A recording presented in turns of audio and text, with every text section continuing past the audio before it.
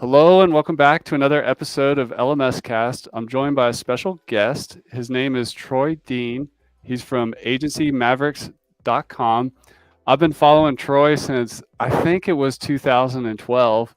I got a funny story for you, Troy. I was listening to one of your older podcasts, WP Elevation, as I moved my family across the country. I had recently left Alaska, where I used to run sled dogs and do a bunch of stuff up there, and I was wanting to start an online business and work remotely. And I kind of fell into the agency thing and building sites for clients. And you had this series. It was like 62 tips or 87 tips or something. What was it called? 101 ways to elevate yourself and demand higher fees. Okay, so go back in time to that moment and picture me with a U-Haul truck driving across the United States, early days of podcasting, and I'm taking the download. And I was just, I mean, you helped me in so many ways. A lot of my journey into product started at agency, and just the clarity of thought, the tactics, the tips, your excitement, the strategies. You just had a big impact on me, and I know you've impacted so many people. And over the years, I've just watched you stay focused on helping agencies start, grow, and scale. How have you remained focused? A lot of entrepreneurs get the ADD thing going or jump to the next opportunity. And I know your business has evolved, but how have you stayed true to the agency owner as an avatar? Oh, you make all sorts of assumptions there, Chris. Okay. I get distracted every day, man. I think it was just out of, when you try something enough times, like the saying, you try something and expect a different results, the definition of madness, according to Albert Einstein. Well, you have to learn that, right? You can't just, otherwise it's just a cerebral exercise. You understand it theoretically, but you have to learn it. And so I've been distracted a lot. I've tried many different things. And what I've noticed is that every time I double down and just focus on the core business, we grow.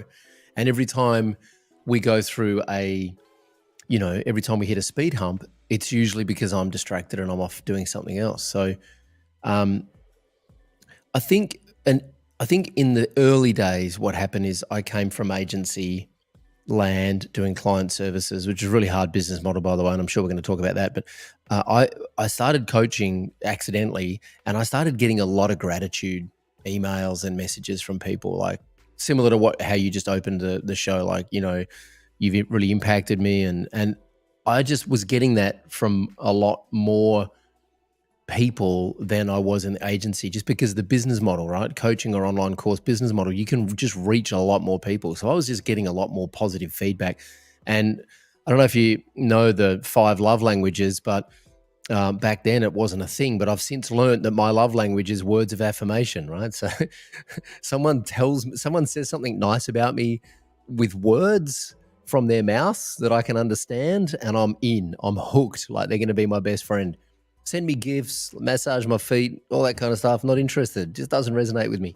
So I was getting this feedback from people, and it just became a drug, and I just became really hooked on it. And then, over the years, I've become really distracted. But now, fortunately, I have a team and a CEO in place, which means it doesn't matter if I get distracted anymore, because the bus is being driven by other people who are much better at and much more disciplined than me.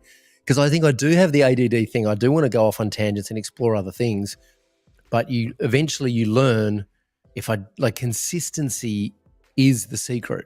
It's really boring, but that is the secret. Like, if you remember that guy that started that podcast and quit after a few episodes? No. Exactly. No one does, right? Yeah. So you remember John Lee Dumas, because he did Sure. 8 podcasts a week for 100 years. Everyone remembers him because he just did it consistently, right? Love him or hate him, you have to take your hat off for the consistency. So that it's super boring consistency, but that's the secret. I know you're mostly focused on coaching these days, but like the trifecta of courses, coaching, and community. Tell us a little more about the focus on coaching and how you've kind of experimented and are active in those different methodologies. It is the trifecta, really. And our website, we still talk a lot about coaching, community, and courses. I think what happened is we grew a pretty good online course business. We're multiple 7 figures just doing online courses with no coaching. And I got bored because I needed like the feedback. I needed the feedback, and so I wasn't talking to any of our customers except like in a Facebook group, and I wanted to interact with customers more on a more one-on-one basis and really dig in and help them. And I could also see that there were people who were coming in and consuming our courses and then leaving the ecosystem. And we started doing exit interviews back in 2017. We're like, oh, what's going on? Why are you leaving? Like, how, and they're like, well, we just need more help, and your business model's not set up to help us. It's like a do-it-yourself model, and we need more help. And they all had the same questions. They needed, because the thing about online courses is online courses are essentially information. The good online courses are information with insight. Coaching is information with personalized insight to help you apply the information in the course to your specific situation. And that was what really got me jazzed in towards the end of 2017. And so we launched coaching programs in 2018. And now, 95% of our revenue is coaching, and our courses really are just there. We kind of consider ourselves as librarians now. Our job is to kind of connect our clients with the right resources. And so we put together trainings, we package them up, we put them out as courses, but really they're just there for our coaching clients to reference when they need it. So how, like not all agency owners the same, like what are some common ways that like it's not one size fits all, where, you start the coaching maybe in a different way or with a different focus? Yeah, it's a good question. And it's interesting because we've actually streamlined what we do and who we talk to and our avatar a bit over the last couple of years. So I think of, and this is something I talk to our agency owners a lot about. I think of what we do or what agencies do, if you can really chunk everything down into like Lego blocks, right? So let me give you an example. I've still got a handful of private clients outside the agency space that I coach just for fun, and it kind of keeps my hands dirty. And one of the things I don't do, like there's a lot that I don't do. I don't do SEO. I don't run ads. I don't actually do anything. I just coach. But in terms of like, if they need a lot of help with ads or SEO, I'll connect them with a partner. But what I do is I help them with the strategy. And typically speaking, one of the first things I'll look at is what is their conversion event? Like, what are they aiming for, right? If it's an online purchase, or it might be a sign up, or it might be, I was working with a client who wanted applications from speakers for one of their conferences. So their conversion event was like submissions. So I look at like, how do they measure success? And then I work backwards. And so one of the things that I think I'm particularly good at is lead capture, whether it's for sales, recruits, applications, whatever it is. And so lead capture is fairly well standardized in my world. Like I could do it fairly easily. I've got my preferred set of tools. We use ConvertBox for the actual pop-ups and stuff. We can integrate into whatever CRM we use. I've got a framework for like the offer in a pop-up. I've got a framework for like the thing that you deliver. So I've got all that stuff standardized.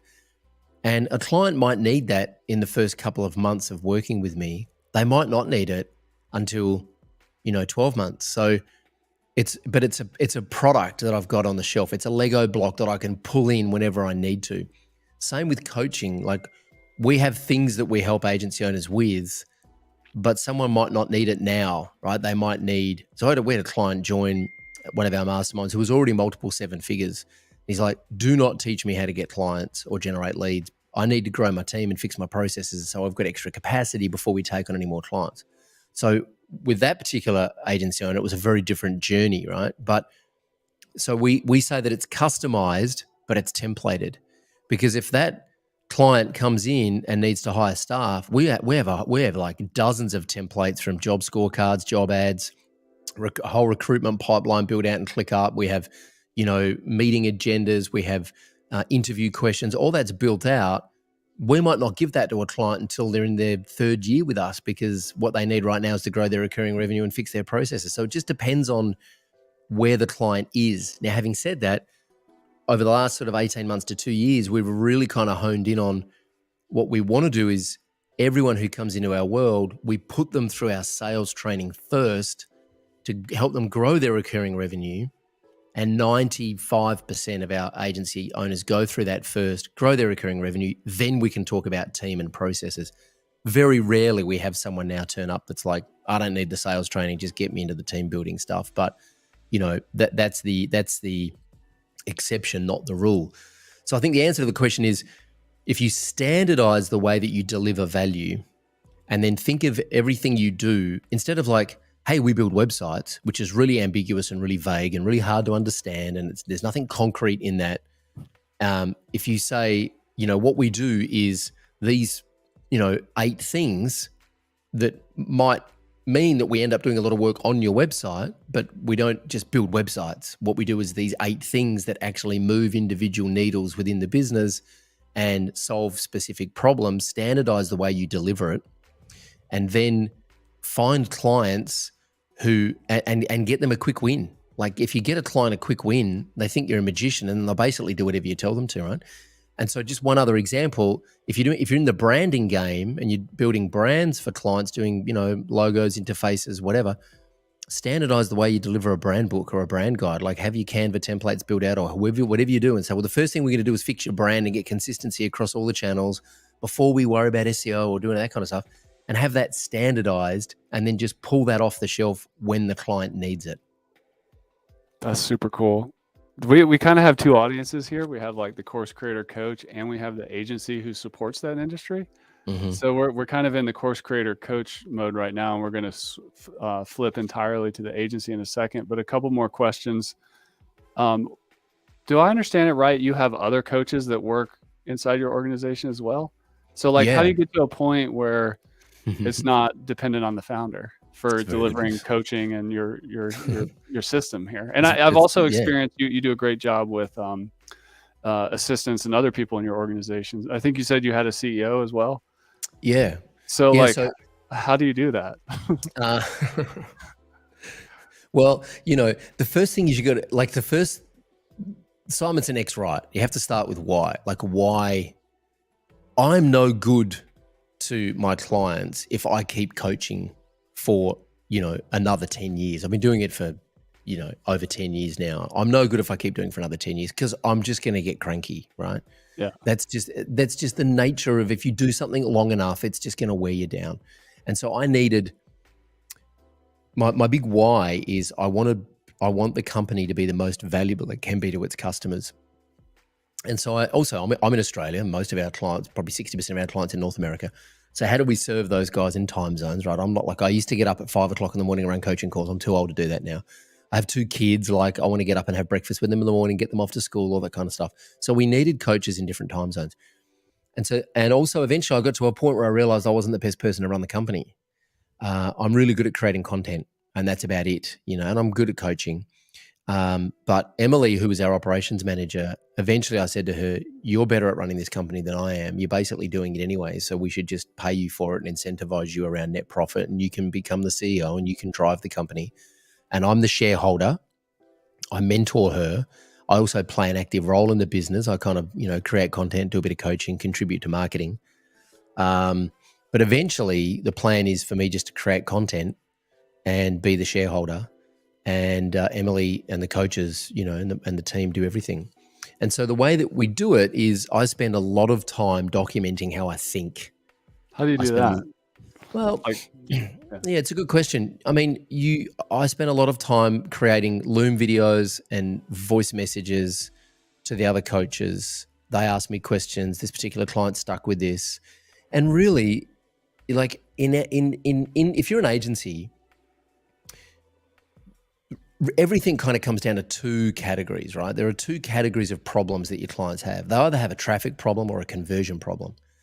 And that's if you're building front-facing marketing websites. If you're building internal LMSs for large corporations to like implement change management or something in their organization, then you've probably got like an attention problem and an engagement problem. You could probably break it down to those 2 buckets, right?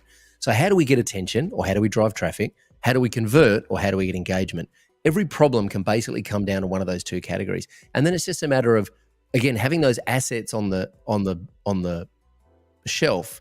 So when someone comes into our world and they're like, well, the problem is, let me give you an example. The problem is, we just get referrals and the referrals are starting to dry up. It's like, cool. So have you ever done any proactive lead gen? We have a series of questions we ask them. You ever done any proactive lead gen? No. Okay, why not? Well, because, I don't know how. Okay, cool. So before you do lead gen, we need to make sure you've got a good offer to go out to the market. Then we're going to do some lead gen. We're going to practice doing lead gen. And then we generate leads. We're going to get them on a call and we're going to convert them into some kind of paid discovery or, get them in as a client. So there's probably only about half a dozen things that we can help a client with in that process. And then the rest of it is just like digging into why they're stuck. Now, the training, by the way, we've done, that's done. That's in the library. So the coach just says, you just got to go and do this training here. It's going to teach you how to, run ads and get leads. Or you could do this training here. It's going to teach you how to write your offer. Or we do this training here. It's going to teach you how to recruit a project manager, right? And then they come back with questions. The coaches dig in and figure out where they're stuck, offer insights from their own experience, and then occasionally come back to me and say, hey, I'm stuck here. This client needs this. And then so I basically coach the coaches how to coach the clients. Does that make sense? Yeah, it does. Yeah, that's awesome. And eventually you get to a point where it's like the coaches end up coaching me. Like I learn from the coaches and I'm like, oh, that's good, And we also surround ourselves with training. Like we've got the training from Mind Valley. We've got training from UpCoach. We constantly are learning how to be better coaches. Do you know Simon Bowen? Yeah, I know Simon Bowen very well. Yeah. Simon, I met him through a program called SaaS Academy with Dan Martell, and his training really resonated with me, got me really systems thinking and the visual models and everything. But yeah, there's always so much room to level up. It's never done. Yeah, never done. That's right. And I think one of the challenges is that as business owners and entrepreneurs is that we believe we're the best people for the job. We believe that no one can do it as good as us, right? And entrepreneurs are really good generalists, right? Entrepreneurs, you can't stay a specialist as an entrepreneur. It's actually counterintuitive, right? It won't work. You have to become a really great generalist as an entrepreneur because you have to understand every part of the business and how it all works together. And so at some point you have to realize generalists are really bad at doing the job. So you need to hire specialists. Yeah. And specialist CFOs, specialist operations, specialist CEOs, specialist whatever, designers, developers, marketers, copywriters, ChatGPT.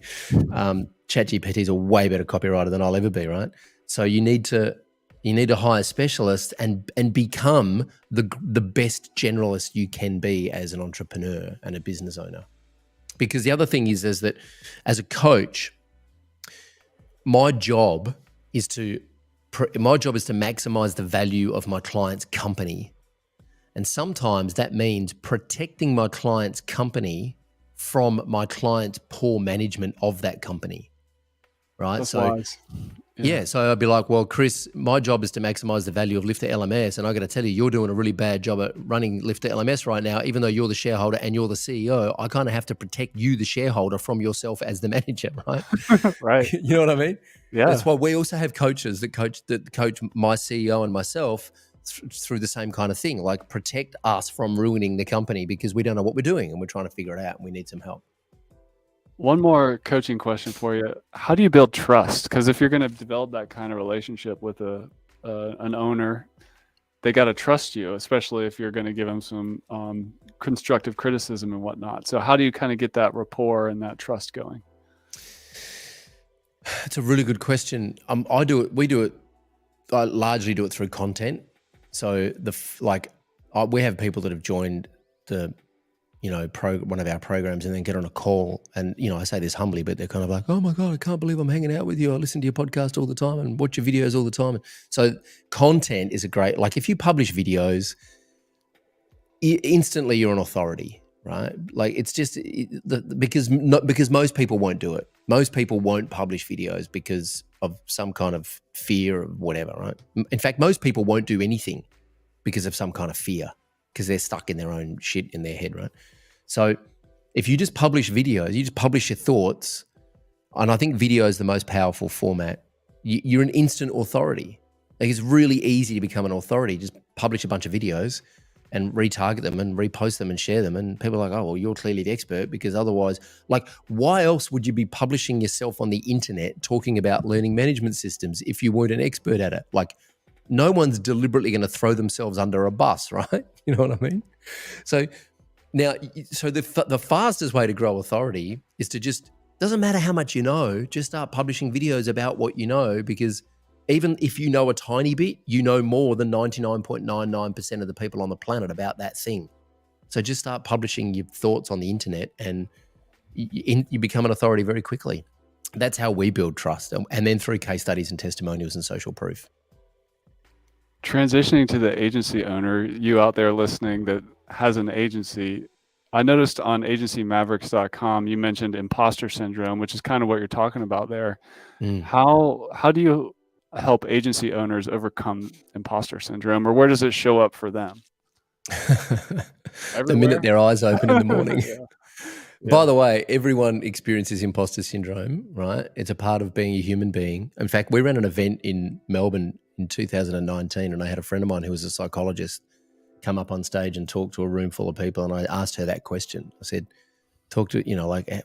explain imposter syndrome. And she said, well, the first thing you got to understand is that the only people that don't experience imposter syndrome are psychopaths and liars, right? So if someone says they've never experienced imposter syndrome, run fast and don't do business with them. Imposter syndrome comes up in, I've seen people completely sabotage their own sales process because they don't feel like they can deliver the work, even though the evidence would prove otherwise. They've got years of history of delivering great work for great clients, but they won't take a sales call because they're nervous, because they think the client's too big or has a profile or has a podcast and they don't think they can deliver the work. So imposter syndrome manifests in a whole bunch of different ways. And this is true for coaching as well, because I think there's a lot of overlap between agency and coaching. I think the smart agencies are essentially coaches. They probably just don't know it. Business coaches. Yeah. And the way that we help them overcome imposter syndrome is a couple of things. First of all, just to acknowledge that it's a thing, right? It's okay. We just normalize it. It's perfectly fine. I share a lot of I've had a bit of a journey with my own mental health issues, and I share that with publicly, and I talk about that all the time, just as a way of normalizing. It's totally fine. There's nothing wrong with it, and then we get them to take small actions. We get them to take bite-sized chunks and get small actions, because the more competent they become at something, the more confident they become, and the more likely they are to try something a bit more daring next time. And so there's this great analogy as that, in your personal growth or your professional development, there are two ladders that you're climbing at the same time. One is the competence ladder and one is the confidence ladder, and you've got a foot on each ladder. So imagine that, right? Visualize that. It's really hard to climb one ladder without the other, because eventually your legs are going to get too far apart.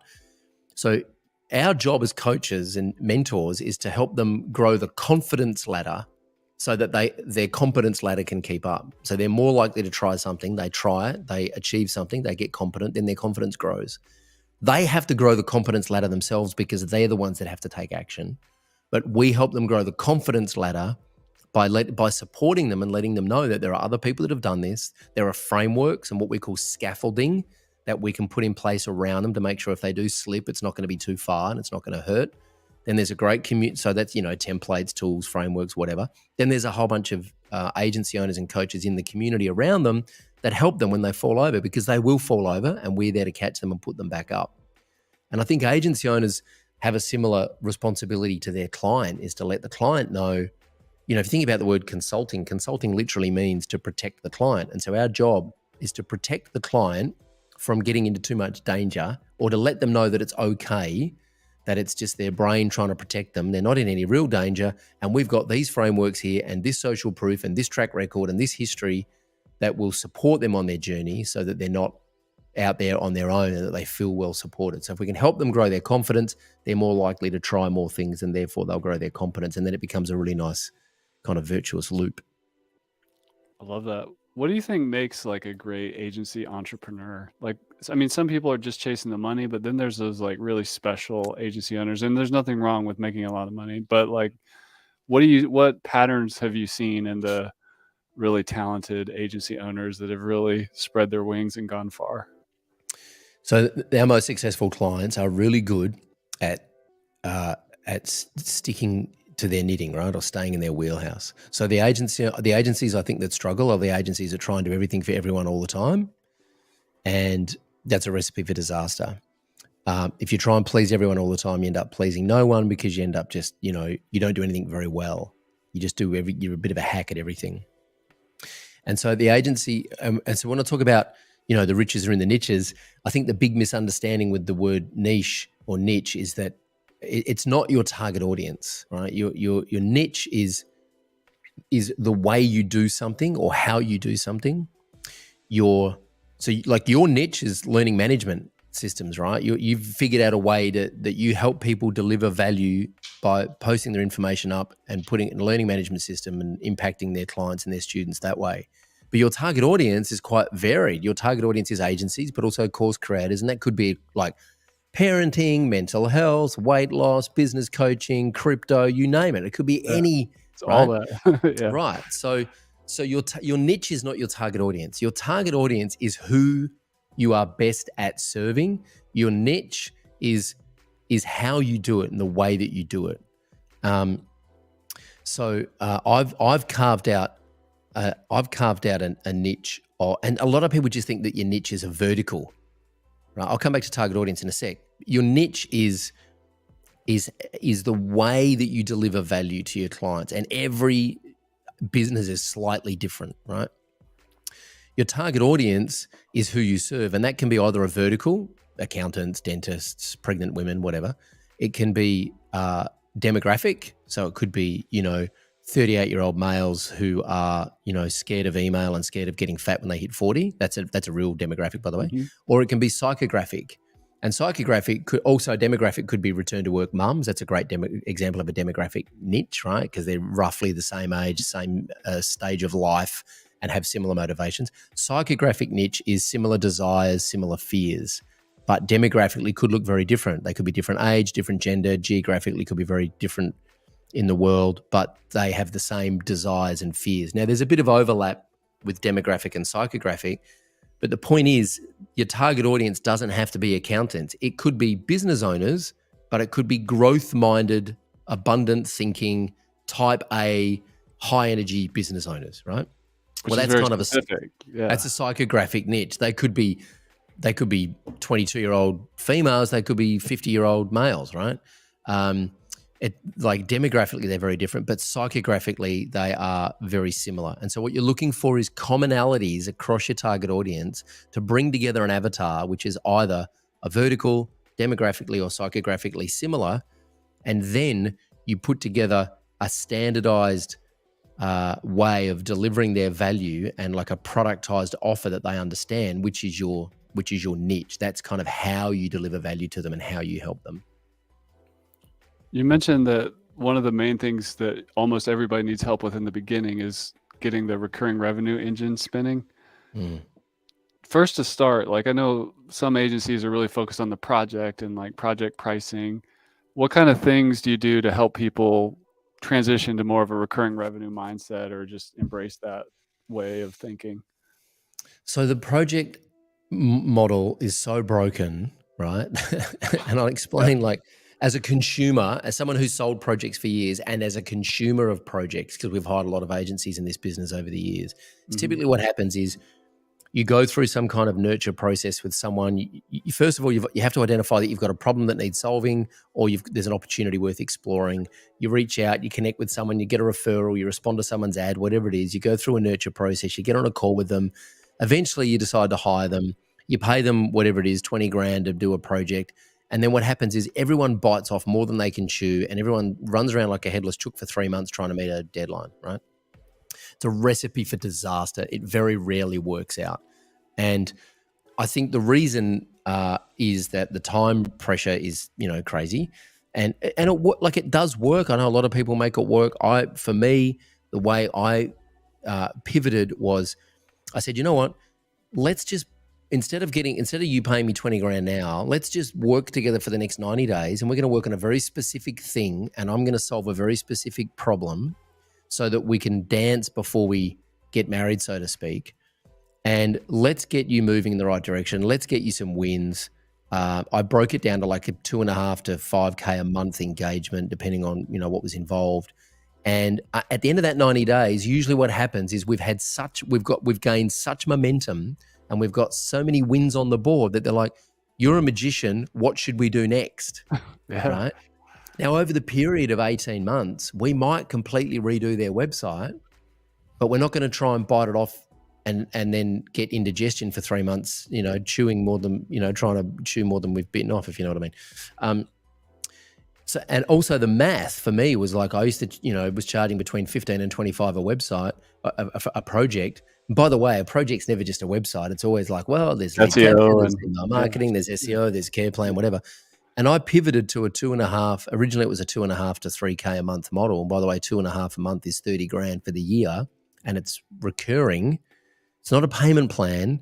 It's recurring, because at any point they could decide, well, after 12 months, this isn't working anymore. We're going to end the engagement. I like to think that when I start working with a client, it's probably a 2 to 3 year, process, because it's always never going to be finished, right? There's always work to be done, but I don't try and bite off more than I can chew. I'm really good these days at managing everyone's expectations and reducing the overwhelm, and just identifying the big domino that's going to knock over the little ones for the next 30, 60, 90 days. Let's just get that done, get some runs on the board. And the big projects, I just don't do them anymore. As I said, some people make that work, but it's just a business model, I think, that's just fraught with danger. There's no recurring revenue in it. You're constantly managing people's expectations. Your team, you're constantly burning your team to get everything done on time. I just don't like that model at all. Do you have kind of a updated take on the discovery process? So like going from like a sale to we're going to do this paid gig to figure out what we're going to do, and then we're going to do the ongoing thing. Like, what does that look like, and what's the best advice there? Yeah, so we have a whole training that we put out, I don't know when it was, called the Paid Discovery Method, which is the fastest way to get new clients as an agency. In fact, what we teach now is how to get paid to close, right? So the traditional model, we have clients turn up on our doorstep and they're like, this is a true story, I'm doing 5 free strategy sessions for a client because some coach told me that's what I should do, and then writing proposals, and I'm converting at maybe 20%. Like, wow, that's horrible. And I'm working till 11 o'clock at night. And by the way, my wife's going to have a baby in a couple of months, and I can't see a light at the end of the tunnel. So our model is, put out great content, generate leads either through referrals or some kind of proactive lead gen process, get people on a quick call, 10, 15 minutes, qualify them. They're either in or out. We're either going to play ball or we're not. If we are, we're going to do paid discovery. We just don't call it paid discovery because nobody wants to pay for discovery. So we call it a digital roadmap workshop. It's usually a 2 to 4 hour workshop. Our clients charge anywhere from, $1,500 to $6,000, depending on the client. At the end of that paid discovery workshop, there's a whole series of questions that you can go through to ask the client, again, based on the services that you're going to be delivering. But at the end of that paid discovery workshop, you've got a master workbook with all of the documentation and all of the answers to the questions that we've worked through. We then go back to the client with a recommendation session, about a week after paid discovery. And we basically lay out the 12-month roadmap. This is what it's going to look like working with us over the next 12 months. If we were to work together, we would do this, this, this, this, and this. We give them that plan. And we basically say, you can go do this yourself. You can take it to another agency, or you can hire us to help you. And at that point, we know more about their business than anyone. They're so invested in the relationship that the typical conversion rate's about 75% from paid discovery into ongoing engagement, right? So it's a way, and that's why we say you can get paid to close these clients, because you're getting paid to scope it out and present your proposal, which we don't do anymore. We present the recommendations and then a statement of work. You get paid to do all that and then close them into an ongoing recurring revenue client. What are the primary things that have agency owners stuck? Like either it's barely working out, or we're just kind of at diminishing returns and kind of overwhelmed. Like what's usually at the root of that? So I'm going to reference a book I'm reading at the moment called The Almanac of Naval Ravikant, which is unbelievable. It's so good. It's good. Right. It's basically a collection of his tweets and blog posts put together by another guy. He talks about the concept of accountability and that the more, and risk, right? The more you are willing to take risk and accept personal accountability, public accountability in your own personal name, the more upside there is. Typically speaking, an agency owner or a small business owner gets to a point where they're making money, they're making profit, they're burning out, they are the bottleneck in the business, I have clients, I've spoken to agency owners who have been earning the same revenue for 15 years. And to me, it is so obvious that they just need to hire an account director or an account strategist to take all of the phone calls and the emails from the clients so that they can free up and figure out what they actually want to do with the business. But they just can't do it. They don't trust that anyone else is going to do it as good as them. So they have a fear that holds them back, and they end up resenting their business. They end up burning out, then they're no good to anyone. And so I think it's that, you know, you need to become a new version of yourself if you want to go from technician, manager to actual business owner. First of all, you need to stop thinking of your business as your baby, right? You need to think of it as an asset that can generate a profit for you while you sleep. Because if it's not generating a profit for you while you sleep, then it's not an asset, it's a job, and you're the boss.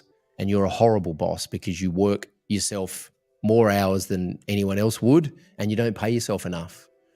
And so if you think of your business as an asset that needs to generate a profit, you start thinking, who can I get to help me nurture this asset and grow this asset? Because I can't do it on my own. And the moment you have that realization, everything changes, because that's when you start asking who, not how. I don't need to fix this problem. The only problem you need to fix is growing your recurring revenue, right? So that you've got enough profit and predictable cash flow in the business to hire the next person. And you don't need to grow a team of, 20 or 30 or 40. You can grow a great lifestyle agency to 7 figures with a team of, 10 or less, be super profitable, and eventually work a couple of days a week in it, maybe doing some sales calls or some strategy calls, and have everyone else do everything else. Do you have any just kind of final tips on working with a CEO? Like, what makes that chemistry work that you were able with your business to have somebody come in at such a high level, have it work for them and you, and over a long time horizon? So yeah, it's a good question. I didn't think it would ever happen. Yeah, it seems impossible. A lot of people say it's just not possible. Yeah. I'd said for years, I can't have anyone run this business. And so there was a convergence of events. One, we had a customer who came through our programs and took massive action, was asking lots of questions, and was getting just our courses, not our coaching programs. And then I had a sales call with her, and she was just about to join our mastermind, but she was also about to have a baby. I said, look, go and have the baby first, and maybe we should talk after the baby. She came back after she had the baby, and she said, I'm going to sell my agency. I want to come and work with you. And I said, okay. And so she came in and just started working with us as a contractor, managing our Facebook group, doing some content. Then she kind of moved into a marketing role. Then we lost our operator. Then we lost our ops manager. And so we moved Emily over to operations, and she was ops manager for, I don't know how long, probably 9 months.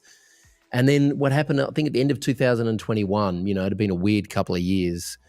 I came back from holidays at the start of 2022, and I was supposed to come back to work on the 10th of January. And I remember I was in the park with the family on the Sunday, and I said to my wife, I'm not coming back to work tomorrow. I'm not ready. I just need some more time off.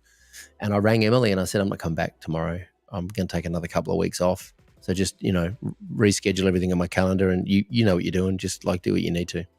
And then when I did come back at the end of January that year, I was very light duties. I just said to her, I don't want to come back in the capacity that I was last year. I want to, and so she was happy just to kind of keep running it. And I think we had such an alignment with our vision of what we wanted to do with the company, which was that was the number one thing.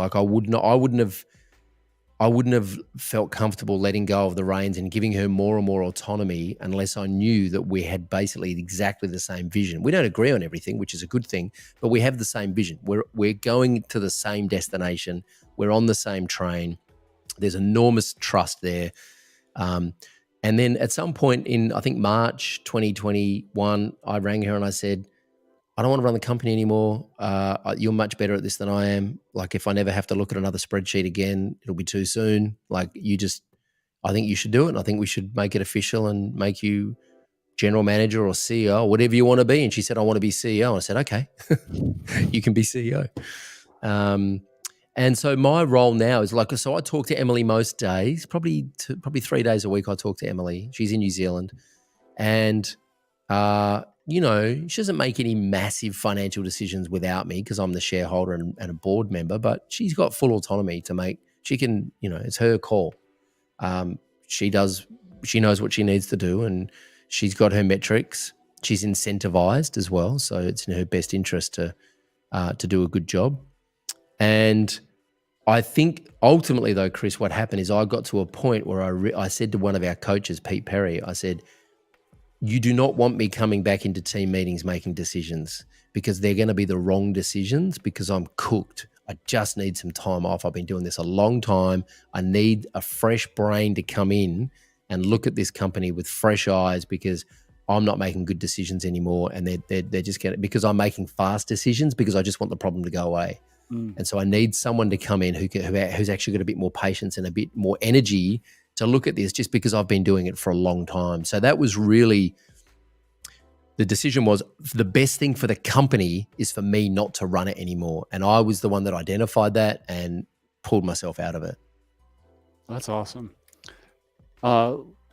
Just to kind of land the plane, looking back in the past, say 10 years to present, how is agency life different? Or, if somebody wants to, quote, build sites for clients or do a marketing agency, what's different now from 10 years ago? The technology now is so easy, right? It's nuts. And ChatGPT has and is going to change the game the same way that page builders changed the game for web developers who are using WordPress, right? The same way that custom post types changed the game, right? That was like, holy shit, now we can do what? I mean, your business basically grew up because custom post types were possible, right? Elementor, Beaver Builder completely changed the game for WordPress. Elementor completely changed the game for WordPress. Everyone was panicking, it's going to put us out of a job. Everyone's doing the same thing with ChatGPT. It's not going to put you out of a job. It's going to make your job easier and faster. The technology now is so easy and so fast that if I've said this at one of our events recently, everything you need to grow to 7 figures or another 7 figures in your agency is right at your fingertips. It's right there. The challenge that we have now is that agency owners, I think, are in this, I think the world has kind of got to a point now where agency owners should be doing what they always should have been doing, which is getting paid to think through the strategy for their client. That's the most valuable thing you can do for a client, is help them think. In fact, that's why they're paying you. Clients are not paying you to install plugins. They don't care about that. They're paying you because they don't want to think about the thing, because they can't. They don't have the knowledge. And by the way, thinking consumes way more energy than any other physical activity, right? The brain uses more calories than any other part of the body. So thinking hurts. It's painful. It's exhausting. Clients pay us to think for them and to give them advice based on best practices. And so now I think more than ever, agency owners should be leaning into their clients and conducting regular, every 2 weeks, conducting strategy calls and accountability calls with clients to make sure they're on track, and know that the technology and the deliverables is just easier than ever. So understand that your real value is actually helping your client think through problems and come up with solutions, and you should be getting paid for that work, not giving it away for free and then negotiating on price for the deliverables, which is what most agencies do, because that's a race to the bottom, and you're never going to win that. You're never going to win that race. What's in your crystal ball for the future? Like kind of if you were to project way out, we're kind of in this ChatGPT AI moment, and the tools are getting cheaper, easier, whatever. But like, what's a little further out on the horizon for the agency owner? Well, it's interesting. I was talking to a friend of mine recently who was saying, AI. There are already some companies working on AI to completely replace the traditional sales development role, right? So sales development role is the role that does outreach and qualifies people and then puts them on a calendar to speak with a salesperson. Well, that can, is not far away from being completely automated, right? I think the other thing that's going to happen is that we're going to end up with, unfortunately, more crap on the internet, because everyone's going to be thinking they can use ChatGPT to just do it themselves, right? So, and it's super funny at the moment to watch all these dudes selling courses on how to use ChatGPT. Right. I reckon I could use ChatGPT to write the curriculum for a course on how to use ChatGPT Sure. and write the sale. I mean, I do it as an experiment. Just go, the whole thing's done by ChatGPT, right? It's just nuts. But I think we're going to end up with more vanilla ice cream on the internet. You know, it's going to be, and I think the opportunity is, and Seth Godin's been talking about this for a long time, is the opportunity then is really for us to become craftspeople, is to really spend time honing our craft and understanding what it is we do, which is not about pushing pixels around or, you know, writing code. That what we do again is bring some unique value to our clients and help our clients tell their story, help our clients understand what their unique value is. And that's the work that I think is the most valuable, the most exciting, and the most rewarding, and will also get you paid. Because if you, and I think embracing AI and ChatGPT is you know, you need to, because it's not going to replace you. So I heard this great quote the other day: automation didn't put accountants out of a job. Accountants who used automation put accountants out of a job. Right. So if you're an agency owner and you're not using ChatGPT, then you're probably going to be out of a job by the agencies who are using ChatGPT, because they're just going to work. They're just going to be able to move faster than you, right? Like way faster. And so I think it's an opportunity. I think it needs to be embraced. I don't know where it's going to end. It's probably just a cycle. You know, we've seen it happen all before. And I think once the dust has settled, we'll come back to basics, which is, you know, the one thing it can't replace is human beings listening to each other, connecting and collaborating on solutions.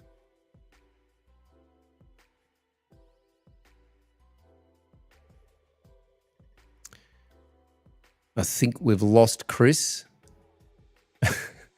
which is unfortunate because he's the host. And he's frozen. And here I am now hosting LMS Cast for Chris. Lucky I'm a podcaster. So hey, if you're watching this and you're live, we are live. I'm not exactly sure where we're live, but if you're watching this, Chris has obviously had a problem with the internet. He did say that he was in the middle of a snowstorm. And so maybe that's impacted his internet connection. I don't know. But hopefully he'll be back soon. If he's not, then, you know, this has been fun. And I've had a great time chatting with Chris here on on LMS Cast. I don't know what his call to action is, but probably subscribe to the podcast, tell your friends about it, go and check out Lifter LMS if you're in the business of looking for an LMS solution. I know Chris. We hung out at WordCamp in San Diego last year, and it's been fun being on the show. Again, sorry that he's bounced out here. I think the snowstorm may have got the better of him. But anyway, I hope you've enjoyed this. I've had a fun time hanging out, and I look forward to doing it again sometime. All right, gang, I'm going to scoot out of here. Hopefully Chris comes back soon. But yeah, I'm Troy Dean from agencymavericks.com. Thanks for having me. Bye for now.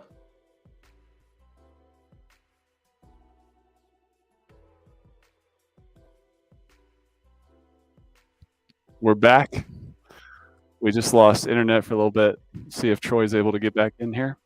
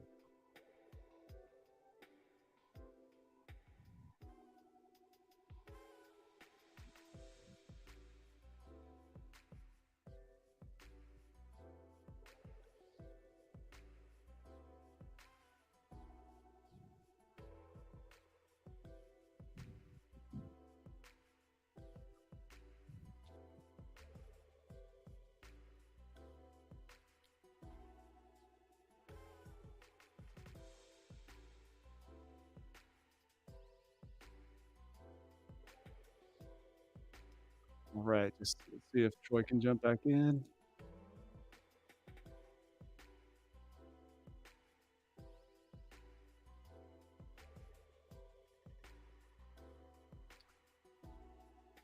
And while we're waiting, I just want to encourage you to check out agencymavericks.com. That's Troy's website. I'm going to put that in the chat.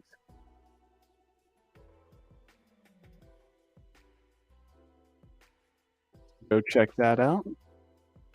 agencymavericks.com.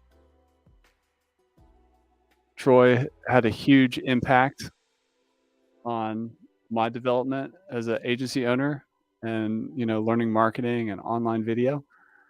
And I just want to say he has a lot of value to add. So if you have an agency owner, this conversation here is just the tip of the iceberg. I'd encourage you to check out Troy's content and head on over to agencymavericks.com and check that out.